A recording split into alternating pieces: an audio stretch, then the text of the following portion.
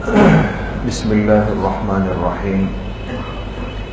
الحمد لله وكفى وسلام على عباده الذين اصطفى، خصوصا على سيد الرسل وخاتم الأنبياء وعلى آله وأصحابه الأتقياء. أما بعد فأعوذ بالله من الشيطان الرجيم. بسم الله الرحمن الرحيم. ورفعنا لك ذكرك فإن مع العسر يسرا إن مع العسر يسرا. وقال رسول الله صلى الله عليه وسلم: لا يؤمن أحدكم حتى أكون أحب إليه من والده وولده والناس أجمعين. یا رب صل وسلم دائما ابدا على حبیبک خیر الخلق كلهم. تمام حضرات ایک مرتبہ محبت کے ساتھ درود شریف پڑھ لیں. اللهم صل على محمد وعلى آل محمد كما صليت على إبراهيم وعلى آل إبراهيم إنك حميد مجيد. اللهم بارك على محمد وعلى آل محمد كما باركت على إبراهيم وعلى آل إبراهيم إنك حميد مجيد. میرے انتہائی قابل قدر بزرگوں، بھائیوں اور دوستوں،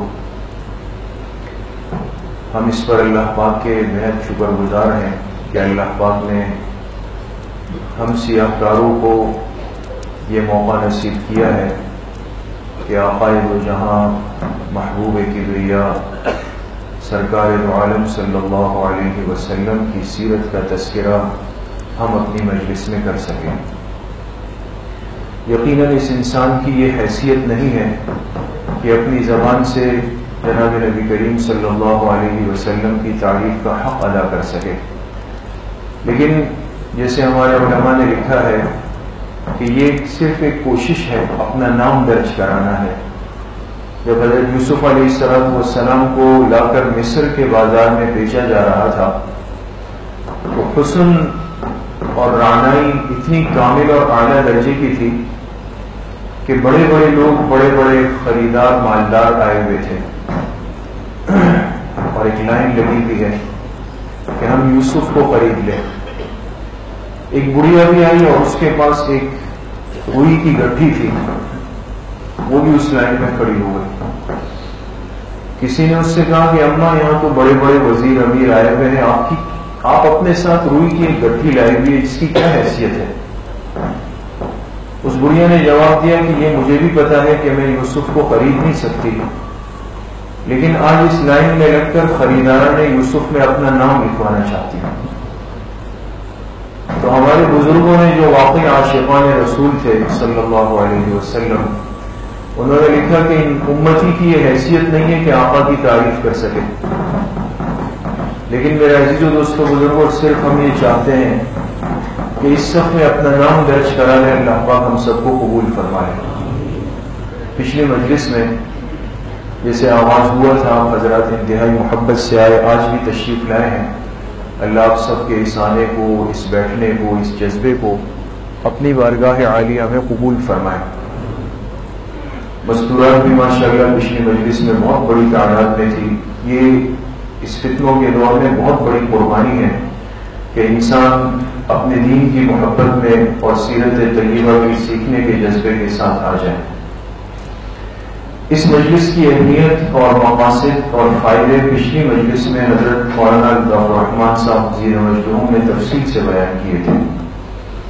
آج انشاءاللہ ہم اس ترتیب کا آغاز کریں گے اور یقیناً یہ ہم سب کی ایک ضرورت ہے کہ ہمارے سامنے اللہ کے آخری پیغمبر صلی اللہ علیہ وسلم، جو قیامت تک کے لیے سب کے پیغمبر ہیں، خاتم الانبیاء ہے صلی اللہ علیہ وسلم، آپ کی زندگی کو، آپ کی سیرت کو ہم سن بھی لیں اور اپنی آنکھوں سے اس کی ایک جھلک دیکھ لیں. اس لیے کہ انسان جب ان قربانیوں کو سنتا ہے اس کے لیے اپنی آزمائشیں کم ہو جاتی ہیں.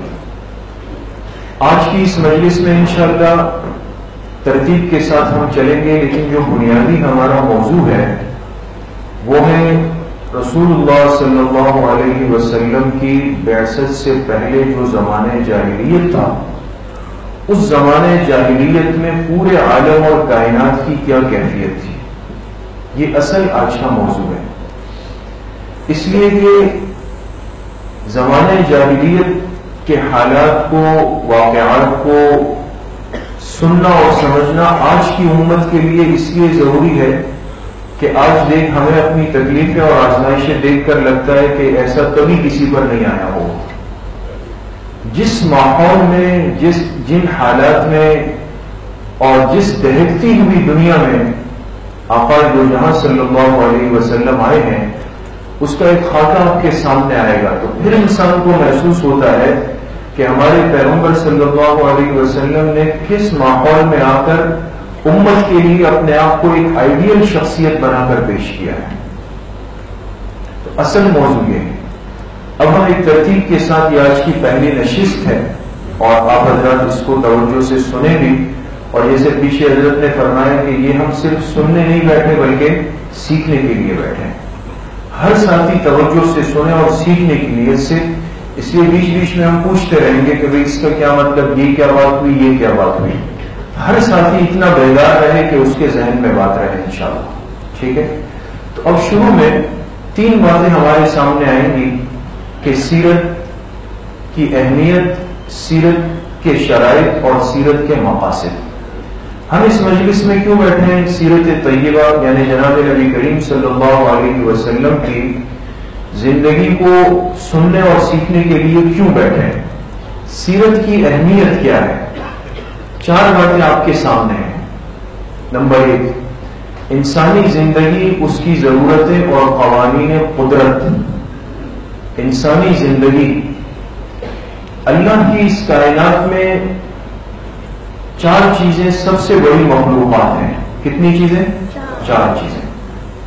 سب سے پہلے جمادات، پھر نباتات، پھر حیوانات اور پھر انسانیت. سب سے پہلے جمادات. جماد کس کو کہتے ہیں؟ پتھر کو. یہ جو آپ کی مسجد کی دیوار، یہ ٹائلیں ہیں، یہ جمادات ہیں. اس کے بعد ہے نباتات. نباتات کس کو کہتے ہیں؟ پودے، درخت، پتے، یہ نباتات ہیں. تیسری چیز ہے حیوانات. یہ جو جانور، چرندے، پرند ہیں، یہ حیوانات. اور چوتھے درجے میں کون ہے؟ انسانیت. تو مخلوقات میں بڑی چیزیں کتنی ہو گئی؟ 4. اب ایک اصولی بات سمجھ لیں میرے دوستوں، آپ کے لیے آگے بات سمجھنا بہت آسان ہے. اللہ نے اپنی جس مخلوق کو جتنی خوبیاں دی، اس کی ذمہ داری اتنی زیادہ رکھی ہے. جس مخلوق کو جتنی زیادہ خوبیاں دی، اس کی ذمہ داری اتنی زیادہ ہے. اور جس کی خوبیاں جتنی کم، اس کی ذمہ داریاں اتنی کم ہو جاتی ہیں. پہلے نمبر پہ ہم نے کس مخلوق کا ذکر کیا؟ جمادات. پتھر ہے. پتھر یہ بالکل بے جان بے حس چیز ہے، یہ پڑا ہوا ہے. جب تک آپ اس کو پیر یا ہاتھ نہیں ماریں گے، یہ اپنی جگہ سے ہل نہیں سکتا ہے نا. لہذا اس جمادات کی کوئی ذمہ داری نہیں ہے اپنی. دوسرے نمبر پہ نباتات. نباتات کو اللہ پاک نے کچھ صفات، خوبیاں دی ہیں، خود حرکت دی ہے. یہ اگتا ہے، بڑا ہوتا ہے، پھر بڑا ہوتا ہے، پھر اور بڑا ہو جاتا ہے. تو اس کی ذمہ داریاں اللہ پاک نے کچھ بڑھا دی ہیں. لہذا گھاس یہ جانوروں کے کام آتا ہے، انسان کی بہت ساری غذاؤں میں کام آتا ہے. تیسرے نمبر پر ہے حیوانات. اس کی صفات اور زیادہ بڑھ گئی. اس کو اللہ نے تھوڑا شعور بھی دیا، سمجھ بھی دی، تو لہذا ان کی ذمہ داریاں اور زیادہ ہو گئی. اور چوتھے نمبر پہ کون ہے؟ انسانیت ہے، جس کی صفات اس کائنات میں سب سے کامل درجے کی ہے. جب صفات کامل درجے کی ہے تو اس کا تقاضا ہے کہ ذمہ داریاں بھی اس پر سب سے کامل درجے کی آئیں گی دوستوں. تو انسانی زندگی اللہ کی قدرت کے خزانے میں سب سے اہم ہے. اس کی ضرورتیں زائد ہیں، اس کے قوانین قدرت الگ ہیں. اب انسان اپنی زندگی کیسے گزارے گا، اس کے لیے یہ کسی رہنما کا محتاج ہے. تو سب سے بہترین رہنما کون ہوتے ہیں؟ انبیاء علیہ السلام. دوسرے نمبر پہ انبیاء کی بعثت اور قانون قدرت. پھر انبیاء کی بعثت جن قوموں میں ہوئی، تیسرے نمبر پہ دیکھیں ان کے ساتھ لوگوں نے، امتوں نے کیسا سلوک کیا ہے. آپ حضرت آدم علیہ السلام سے لے کر جناب نبی کریم صلی اللہ علیہ وسلم تک کی زندگی کو دیکھیں. جن امتوں میں آئے ان امتوں نے اپنے پیغمبروں کے ساتھ کیا سلوک کیا ہے یہ آپ کے سامنے آئے گا. پھر دنیا کی تاریخ میں مختلف نمونے اور نمونے نبوی. کیا مطلب؟ دنیا میں آپ دیکھیں بڑے بڑے بادشاہ آئے, بڑے بڑے سپہ سالار آئے, بڑے بڑے مالدار آئے جن کے خزانوں کے تذکرے آج ہوتے ہیں, بڑے بڑے شاعر اور فلسفی آئے جن کی تعریفیں ہوتی ہیں. لیکن بادشاہ ہو, وزیر ہو, مالدار ہو, فلسفی ہو, حکیم ہو, کوئی بھی ہو, کوئی اس قابل نہیں رہا کہ انسان اس کو اپنے لیے نمونہ بنا سکے کہ اس کو دیکھ کر میں اپنی زندگی گزاروں گا. یہ صلاحیت اللہ نے صرف کن کو دی ہے؟ اپنے پیغمبروں کو دی ہے. دوست تو دنیا کی تاریخ میں مختلف نمونے ملیں گے, بادشاہ بھی ہے, وزیر بھی ہے, شاعر بھی ہے, فلسفی بھی ہے, لیکن نمونہ بننے کی صلاحیت صرف انبیاء علیہ السلام میں ہے. اس لیے کہ ان کا براہ راست رابطہ اللہ رب العزت کی ذات سے ہوتا ہے. یہ سیرت کی اہمیت ہے. یہ 4 باتیں. جی, سیرت و تاریخ کی شرطیں. ابھی جو آپ سیرت پڑھیں گے, اس سیرت کے لیے بنیادی شرطیں کتنی ہیں دوستوں؟ 4. نمبر 1 تاریخیت, نمبر 2 کاملیت, نمبر 3 جامعیت اور نمبر 4 عملیت. اس کو سمجھے, بہت دلچسپ باتیں آپ کے سامنے آ رہی. تاریخیت کا مطلب, لفظ تاریخ آپ سنتے ہیں ہمیشہ. تاریخ انسان کی زندگی کی ایک تاریخ ہوتی ہے اور اس تاریخ کی بڑی حیثیت ہے. جناب نبی کریم صلی اللہ علیہ وسلم کی پوری زندگی اور آپ کی تاریخ امت کے پاس محفوظ ہے. ایسا ہی ہے نا, محفوظ ہے. اور دنیا میں بہت سارے لوگوں کی تاریخیں ہیں, لیکن آپ یقین کریں ہماری تاریخ میں 90% حصہ بنائے ہوئے قصے اور کہانیاں ہیں. اس سے کہانیاں بن گئی, یہ ہو گیا, وہ ہو گیا, فلاں ہو گیا. انسانی فطرت یہ ہے کہ جب اس کو پتہ چلے کہ جو چیز میں دیکھ رہا ہوں یہ ہے تو بہت عجیب و غریب, لیکن یہ ہے قصہ کہانی ہے, اس کی کوئی پیچھے حقیقت نہیں ہے, تو یہ انسان اس سے بہت جلدی بیزار ہو جاتا ہے. آپ سمجھ رہے ہیں بات کو؟ حضور علیہ السلام کی جو تاریخ ہے نا, یہ قصے کہانی نہیں ہے, یہ مکمل طور پہ محفوظ ہے. اس لیے ہر مسلمان آپ کی زندگی کو سنتا بھی شوق سے ہے, بیان بھی کرتا ہے. دوسری چیز ہوتی ہے کاملیت. کاملیت کا کیا مطلب ہے؟ کاملیت کا مطلب جس کی زندگی کا ہر حصہ امت کے سامنے آئے. بھائی میں اور آپ یہاں پر بیٹھے اور اب یہاں سے اٹھ کر کوئی گھر جائے گا, کوئی مارکیٹ جائے گا, کوئی دکان پہ جائے گا, ایک مسجد کی زندگی, بازار کی زندگی, باہر کی زندگی, ایک دوسرے کو ہم دیکھتے ہیں. لیکن جب ہم میں سے ہر ساتھی گھر کے اندر چلا گیا تو اب وہ زندگی ہمارے سامنے نہیں. کاملیت کا مطلب وہ شخصیت جس کی زندگی کا ایک ایک حصہ امت کے سامنے آیا. حضور علیہ السلام کی گھر کی زندگی, مسجد کی زندگی, دن کی زندگی, رات کی زندگی, بیویوں کے ساتھ گزاری ہوئی زندگی, نواسوں کے ساتھ گزاری ہوئی زندگی, صحابہ کے ساتھ گزاری ہوئی زندگی, جہاد کی زندگی, دعوت کی زندگی, ایک ایک چیز امت کے پاس اتنی صاف آئی ہے جیسے کہ چڑھتا ہوا سورج. ایسا ہے یا نہیں؟ یہ کاملیت کہلاتی ہے. جناب نبی کریم صلی اللہ علیہ وسلم کی زندگی کا ہر گوشہ امت کے سامنے. آپ رات کو عبادت کیسے کرتے تھے حضرت عائشہ رضی اللہ عنہا نے وہ بھی بتایا. تیسری چیز ہوتی ہے جامعیت. جامعیت کا مطلب کیا ہے؟ ہر انسان کا مزاج الگ الگ ہے.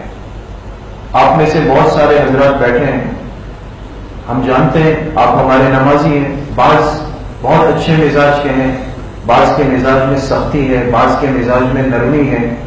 اللہ پاک نے تقسیم فرمائی ہے. انسانوں کے مزاج الگ الگ ہیں, لیکن اس انسان کو اپنے لیے کوئی آئیڈیل چاہیے کہ جس کو دیکھ کر چل سکے. اب یہ بہت مشکل ہے کہ ایک ایسا نمونہ آپ کے سامنے آئے کہ جس کو قبول کرنے میں سخت آدمی بھی تیار ہو, نرم بھی تیار ہو, سخی بھی تیار ہو, بخیل بھی تیار ہو, دیندار بھی تیار ہو, بے دین بھی تیار ہو. ایسی ہستی اللہ کے خزانے میں، ایسی جامع ہستی جس کو ساری دنیا قبول کرے، وہ صرف ان کی ہے جناب نبی کریم صلی اللہ علیہ وسلم۔ چوتھی چیز ہوتی ہے عملیت۔ دوستوں، عملیت کا کیا مطلب ہے؟ ایک ہستی آئیڈیل بن گئی، لیکن اس آئیڈیل کی زندگی کے اپنے اعمال آیا وہ امت کے ساتھ جوڑ سکتے ہیں؟ کیا مطلب؟ میں اپنی مثال دیتا ہوں۔ اگر 20 آدمی مجھے ماننے والے ہیں، میری خدمت کرنے پہ آج تیار ہے، میں کہوں گا یہاں میرے لیے تکیہ لگاؤ، چائے ناشتہ لاؤ، یہاں پہ میرے پیر دباؤ، ان کو اپنی خدمت پہ لگاؤں گا، اور اگر کوئی تکلیف ہو گئی تو ان کو کہوں گا بھائی برداشت کرو، صبر کے بہت بڑے فضائل ہیں۔ خود تکیہ لگا کے ناشتہ کر رہا ہوں، ان کو صبر کے فضائل سمجھا رہا ہوں۔ اللہ کے آخری پیغمبر کا کمال یہ ہے دوستوں کہ اگر صحابہ نے اپنے پیٹ پر ایک پتھر باندھا تو آپ نے 2 پتھر باندھے۔ یہ زندگی کوئی نہیں بتا سکتا ہے دوستوں کہ یہاں امیر نے، اور امیر بھی وہ جو اللہ کے محبوب پیغمبر ہے، لاڈلے پیغمبر ہے، ایسا نہیں کیا صحابہ کو کہا کہ تم صبر سے چلو اور میں ناشتے اور کھانے کھاؤں گا، نہیں، خود اپنے آپ کو عمل کا نمونہ بنا کر امت کے سامنے پیش کیا۔ یہ سیرت کی شرطیں ہوتی ہیں۔ آگے چلیں، سیرت کے مقاصد کیا ہیں؟ ہم حضور علیہ السلام کی سیرت اس مجلس میں بیٹھیں گے، صرف 40 منٹ کی ٹائم پاسنگ ہوگی نہیں، اس کے فائدے میں ایمان اور یقین میں پختگی آئے گی، آپ محسوس کریں گے دوستوں، عشق و محبت میں اضافہ ہوگا۔ جس ہستی سے آج تک امت محبت کرتی ہے ان کی قربانیاں سامنے نہیں آئی، جب آئے گی تو پھر دیکھیں، اور زندگی کے گزارنے کے سلیقے سے آگاہی ہوگی ایک مسلمان کی زندگی کیسے گزرتی ہے دوستوں۔ آج یہ جو بے نظمی ہے، اچھل کود ہے، بے ربطی ہے، ایک دوسرے سے انتشار ٹکراؤ ہے، اس لیے کہ سیرت سے دور ہے دوستوں۔ یہ زندگی آئے گی، آپ کو زندگی کا سلیقہ سامنے نظر آئے گا سیرت سے۔ اللہ ہم سب کو نصیب فرمائے۔ یہ 3 باتیں آگے چلیں۔ اب سیرت رسول اکرم صلی اللہ علیہ وسلم اب ترتیب سے شروع ہوگی دوستوں، اب غور سے دیکھیں۔ جی، حضور علیہ السلام کی بعثت، یہ لفظ بعثت آپ کے سامنے بار بار آئے گا۔ آپ میں سے کوئی بتا سکتا ہے کہ بعثت کس کو کہتے ہیں؟ بعثت کا مطلب ہوتا ہے جب اللہ پاک کسی ہستی کو اپنی طرف سے نبوت دے دیتے ہیں۔ حضور علیہ السلام کو نبوت کتنے سال میں ملی؟ 40 سال میں۔ 40 سال میں۔ تو اب میں آپ سے پوچھتا ہوں کہ حضور علیہ السلام کی بعثت کتنے سال میں ہوئی؟ 40 سال میں۔ اس لیے کہ بعثت کس کو کہتے ہیں؟ جب نبوت مل جائے، جب نبوت مل جائے۔ تو آپ کو نبوت کتنے سال میں ملی؟ 40 سال۔ تو پہلی چیز ہماری سیرت میں ہوگی بعثت سے قبل، دوسری چیز ہوگی بعثت کے بعد۔ تو آپ علیہ السلام کو نبوت کتنے سال میں ملی؟ 40 سال۔ تو بعثت سے قبل کی زندگی کتنے سال کی ہے؟ 40 سال۔ اور بعثت کے بعد کی زندگی 23 سال، اس لیے کہ آپ کی عمر مبارک کل 63 سال رہی۔ تو بعثت سے قبل 40 سال، یہ زندگی کیسی ہے؟ بعثت کے بعد 23 سال، یہ زندگی کیسی ہے؟ یہ ہے جی۔ اب بعثت سے قبل کے 40 سال، اس میں 4 مراحل آئے ہیں جو ہر انسان کی زندگی میں۔ نبوت ملنے سے پہلے 40 سال تک آپ کی زندگی کے کتنے مراحل ہیں؟ 4۔ نمبر 1 ولادت، آپ دنیا میں تشریف لائے، کہ جس مہینے میں اور آپ بیٹھے ہوئے، یہ آپ کی ولادت کا مہینہ ہے دوستوں، یہ ولادت۔ نمبر 2 بچپن، نمبر 3 لڑکپن، اور نمبر 4 ہے جوانی۔ یہ 4 بعثت سے قبل کے مراحل ہیں، اور یہ ہر مسلمان پہ آتے ہیں۔ بچوں کی پیدائش ہے، ان کا بچپن ہے، ان کا لڑکپن ہے، ان کی جوانی ہے۔ ہمیں پتا ہو کہ ہمارے پیغمبر صلی اللہ علیہ وسلم کی یہ 4 مراحل کیسے گزرے دوست جی۔ بعثت کے بعد، یعنی جب 40 سال پر اللہ نے آپ کو نبوت دے دی، تو اس کے بعد کل زندگی کتنی ہے؟ 23 سال۔ 23 سال کے 2 حصے ہیں، نمبر 1 مکی دور اور نمبر 2 مدنی دور۔ ان 23 سالوں میں آپ نے مکہ مکرمہ میں 13 سال گزارے اور مدینہ طیبہ میں 10 سال گزارے، تو 13 اور 10 کتنے ہو گئے؟ 23۔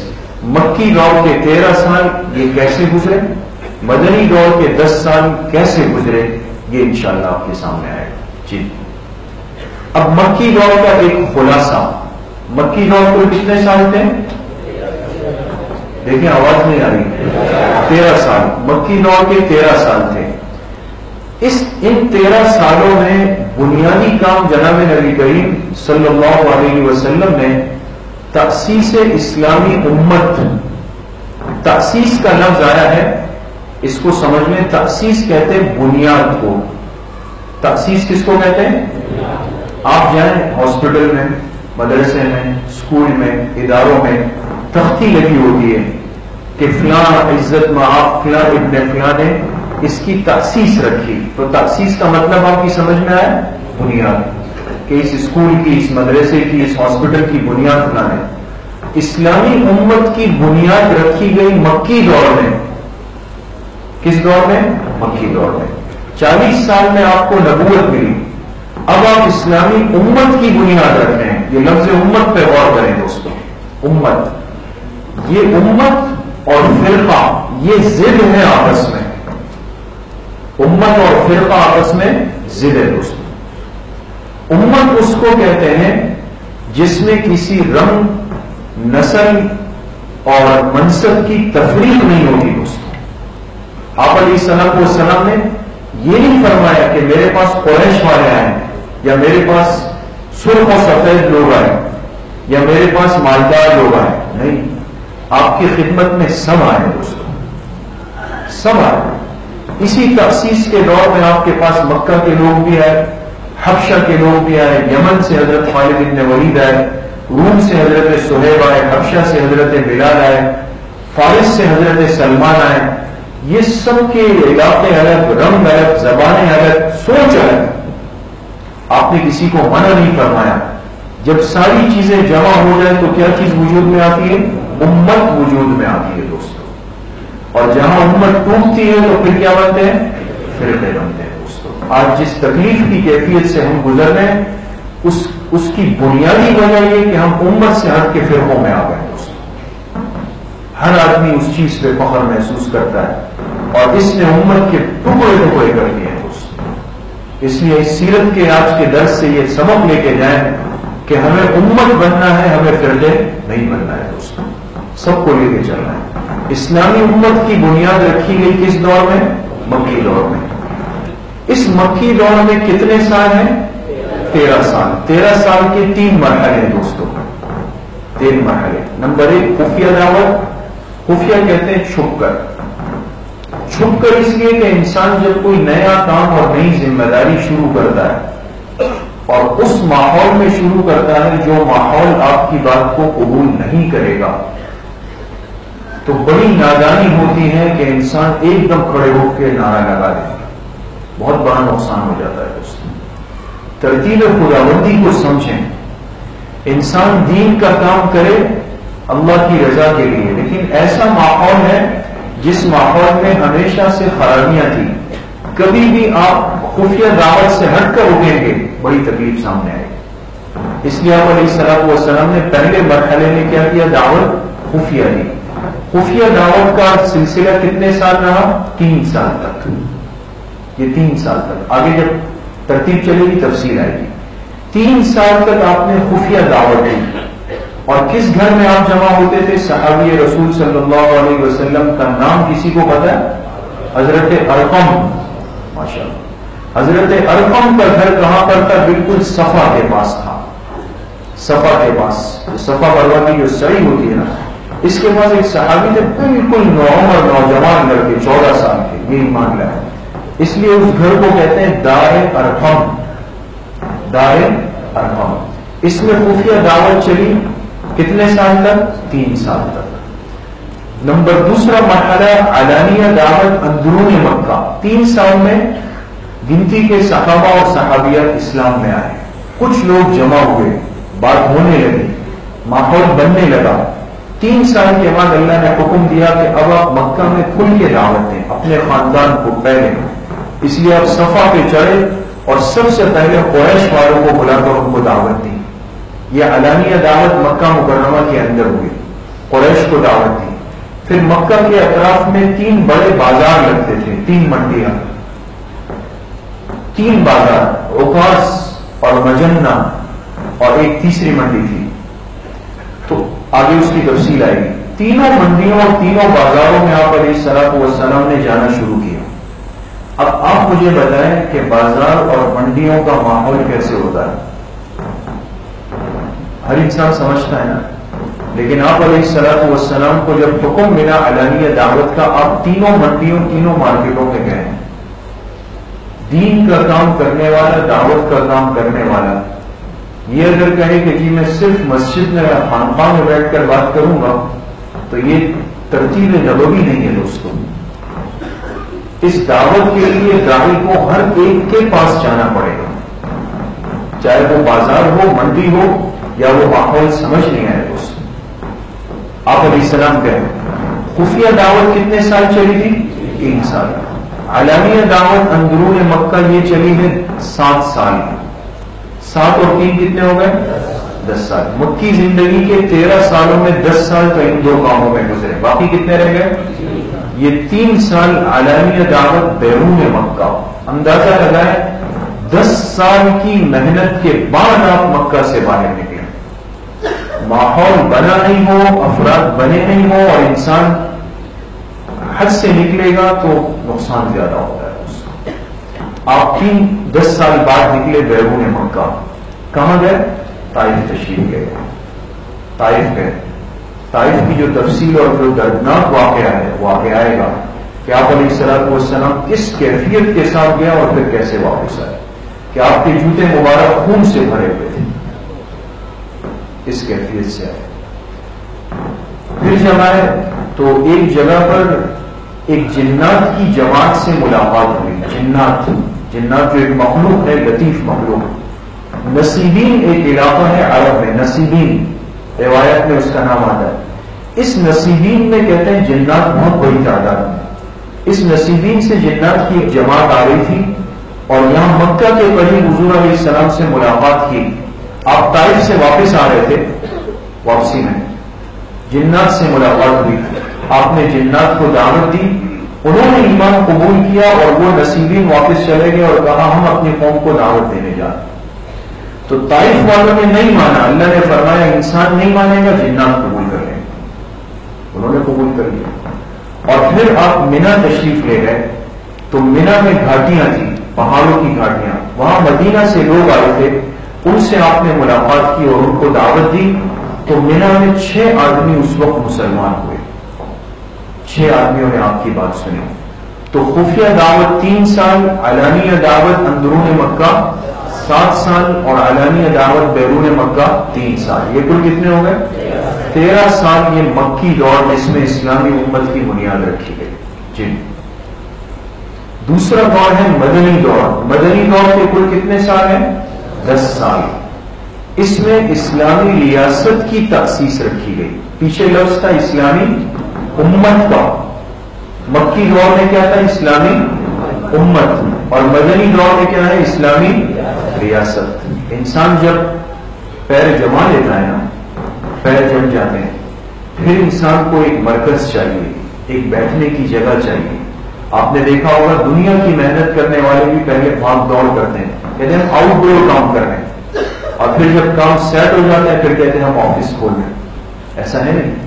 انسان پہلے اپنے پیر جماتا ہے، مضبوط کرتا ہے. جب ہاتھ میں رقم آ گئی، اسباب آ گئے، پھر آفس بناتا ہے. اللہ کے نبی صلی اللہ علیہ وسلم نے 13 سال محنت کی، مار کھائی ہے مکہ میں.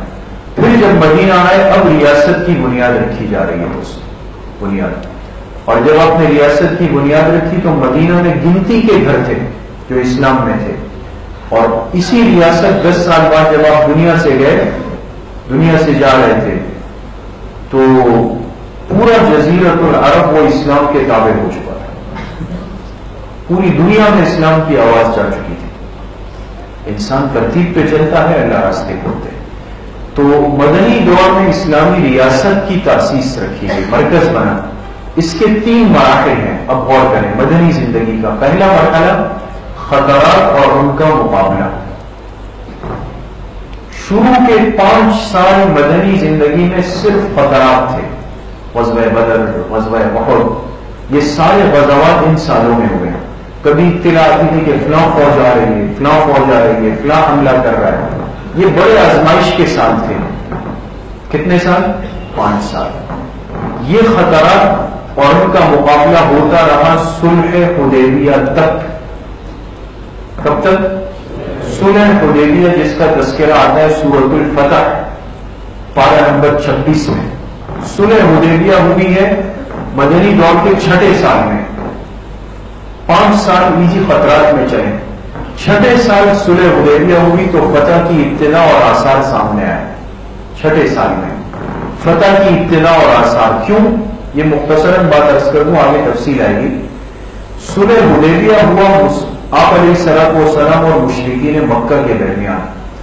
اس میں کچھ شرائط اور شرطیں تھیں. ایک شرط یہ تھی کہ 10 سال تک مسلمان اور مشرکین آپس میں نہیں لڑیں گے، جنگ نہیں کریں گے.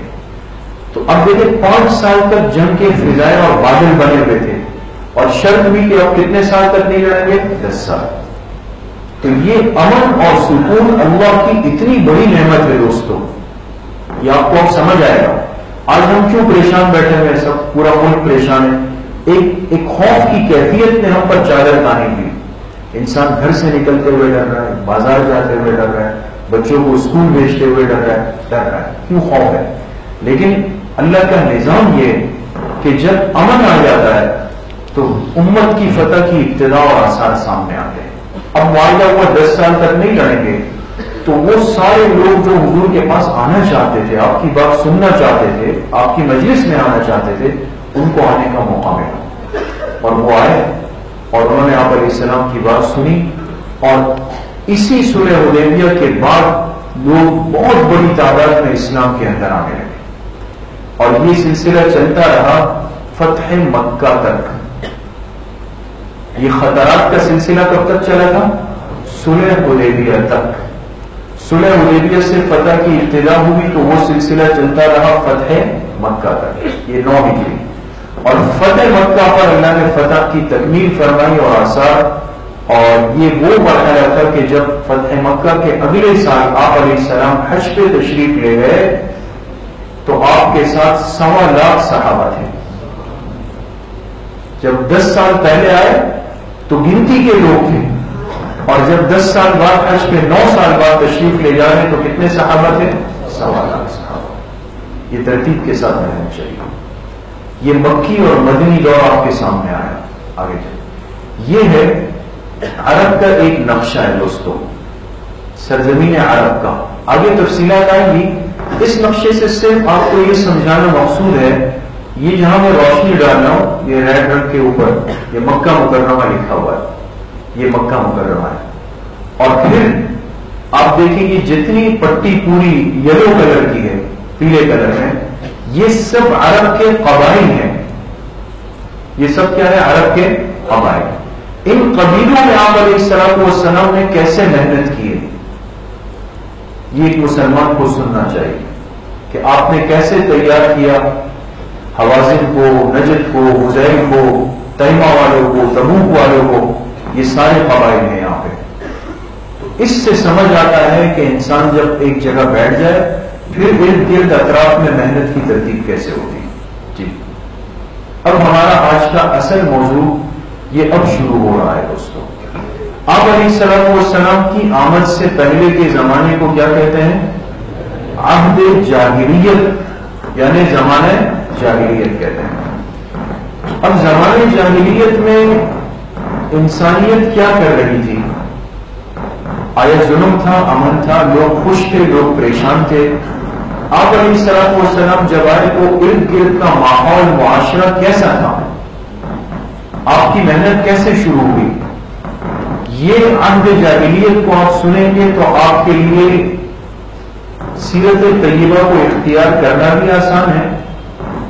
اور ایک جملہ اور عرض کرتا ہوں کہ زمانے جاہلیت کو سمجھنے کے بعد انسان شکر ادا کرتا ہے کہ اے اللہ آپ نے مجھے حضور کی امت میں پیدا کیا صلی اللہ علیہ وسلم. جب زمانے جاہلیت سمجھ میں آتا ہے تو ہر زمانے میں یاد رکھیں ایک ہوتا ہے دینی طبقہ اور ایک ہوتا ہے حکومتی دنیاوی طبقہ. زمانے جاہلیت میں مذاہب کتنے تھے, حکومتیں کتنی تھیں؟ ہم صرف 2-3 الفاظ سنتے ہیں کہ مدینہ میں یہودی تھے, مکہ میں مشرک تھے اور ایران میں آتش پرست تھے. آپ پوری تفصیل سنیں سیرت کی روشنی میں. زمانے جاہلیت میں مذاہب کل کتنے تھے؟ 6. کتنے تھے؟ 6 مذاہب. اور حکومتیں کل کتنی تھی؟ 5. یہ ذہن میں رکھیں. زمانے جاہلیت کے مذاہب ہیں 6 اور حکومتیں ہیں 5. مذاہب کون کون سے؟ یہودیت, عیسائیت, مجوسیت, بدھ مت, ہندو مت اور عرب. حکومت رومی حکومت, ایرانی حکومت جس کو فارس کہتے ہیں, ہندوستان, جزیرۃ العرب اور یورپ. سمجھ گئے جی. اب یہودیت یہ ایک مذہب تھا, اس کی حقیقت کیا تھی اس کو آپ دیکھیں. چند بیجا رسم و رواج, حالانکہ یہ کس پیغمبر کی امت ہے؟ حضرت موسیٰ علیہ السلام کی امت ہے, لیکن جس زمانے میں آپ آئے تو یہودیت میں صرف رسم و رواج رہ گئے تھے.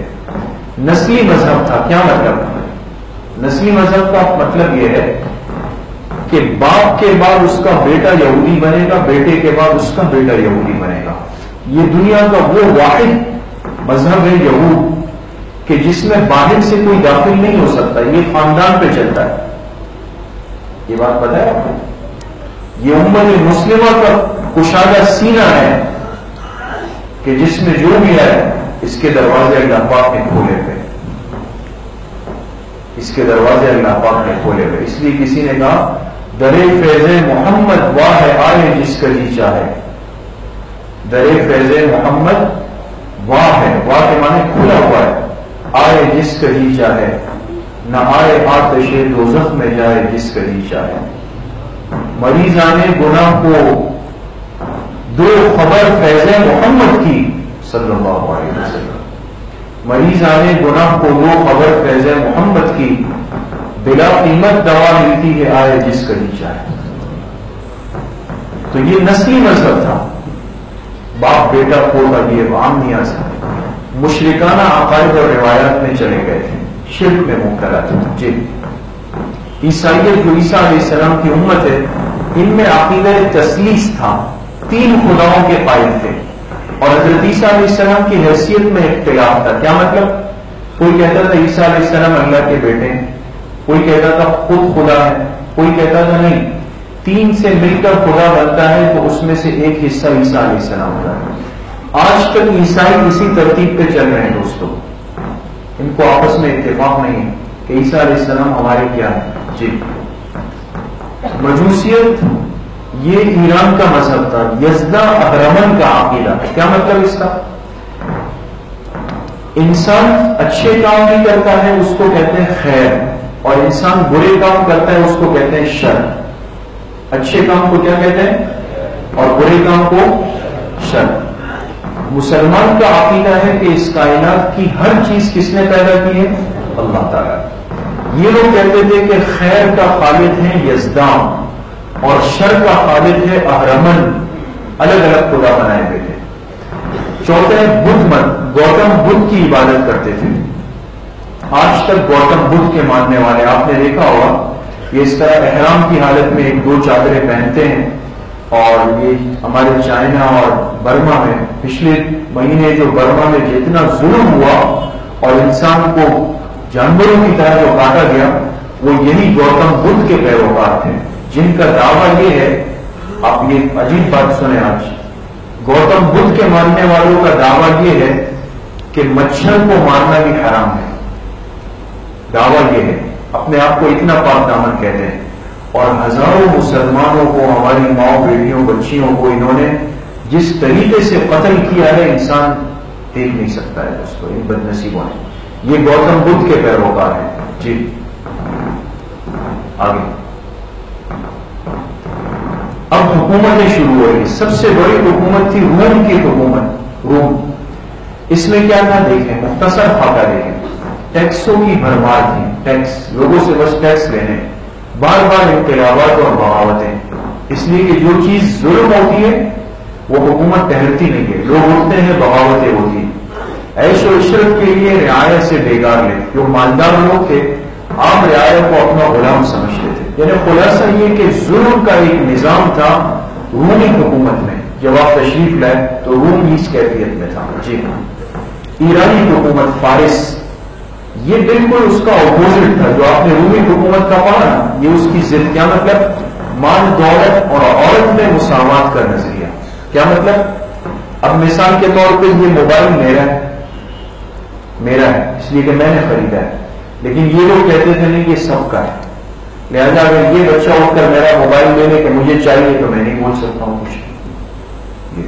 اور یہاں تک جائیں, اتنا پست تھا کہ عورت میں, کہ نعوذ باللہ ایک انسان کسی گھر میں گھس کر اس کی چیزیں, یا یہاں تک کہ عورت کو زبردستی لے جائے, کوئی کچھ نہیں کہہ سکتا تھا. یہ لوگوں کی جان مال عزت سب خطرے میں آ گئی دوستوں.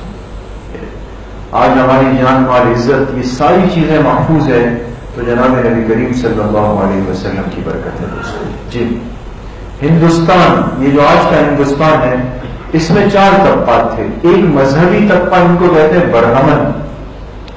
یہ سمجھیں, اس لیے کہ ہندوستان آج بھی ہمارا پڑوسی ہے. ان کے طبقاتی تفریق کو سمجھیں. برہمن ان کا مذہبی طبقہ ہے.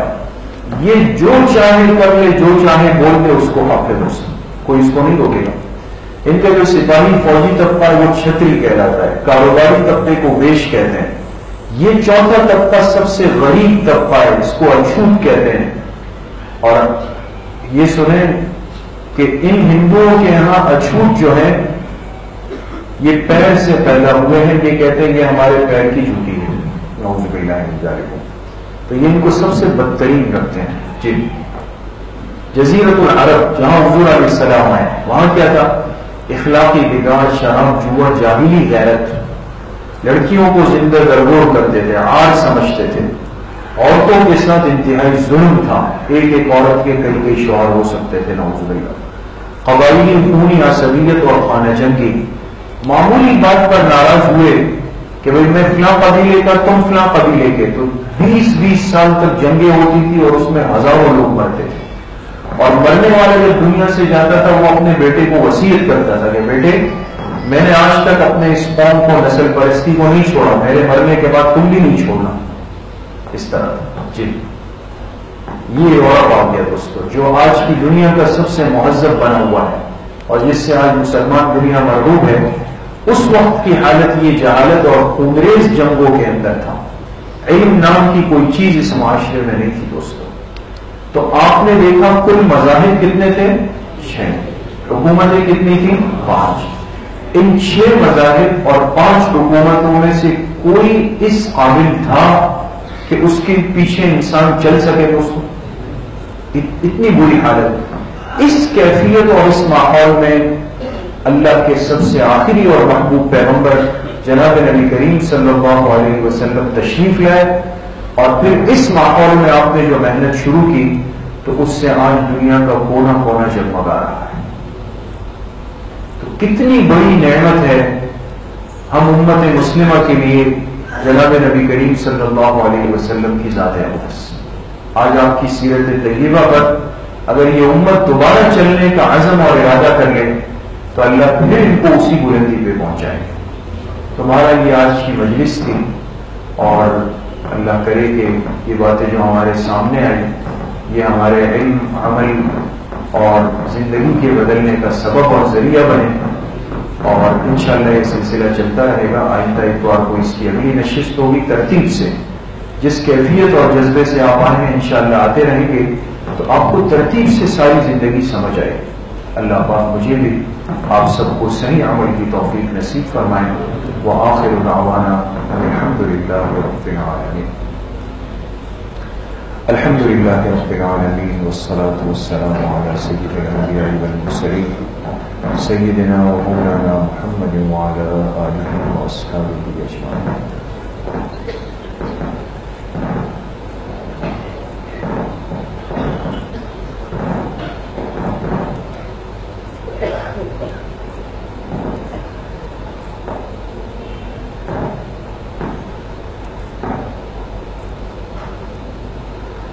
وصلی اللہ وسلم علی نبینا محمد وعلی آلہ واصحابہ اجمعین برحمتک یا ارحم الراحمین۔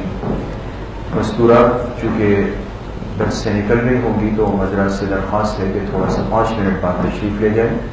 دوسری بات یہ کہ مستورات کے چونکہ بنات کے مدرسے میں ہیں، شہر کی غیر یقینی صورتحال کی وجہ سے یہ فیصلہ ہوا ہے